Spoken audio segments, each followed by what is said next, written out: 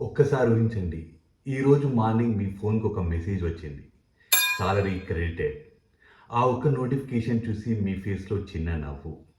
ఈ నెల కొంచెం సేవింగ్ చేస్తాను, అన్నెసెసరీ ఎక్స్‌పెన్సెస్ తగ్గిస్తాను అని మీలో మీరు అనుకుంటారు.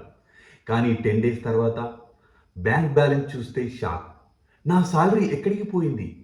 మీకు గుర్తున్న పెద్ద ఖర్చులు కూడా చాలా తక్కువ. రెంట్, గ్రాసరీ, పెట్రోల్ అంతే. కానీ బ్యాలెన్స్ మాత్రం ఆల్మోస్ట్ జీరో.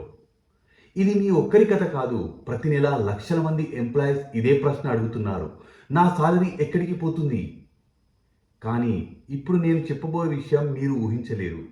ఎందుకంటే మీ సాలరీని దొంగిలిస్తున్నది మీ బాస్ కాదు, గవర్నమెంట్ కాదు, ఇన్ఫ్లేషన్ కూడా కాదు. అసలు దొంగ మీ బ్యాంక్ స్టేట్మెంట్‌లో కూడా కనిపించడు. ఆ ఇన్విజిబుల్ థీఫ్ గురించి తెలుసుకున్న రోజే మీ ఫైనాన్షియల్ జర్నీ మారడం మొదలవుతుంది.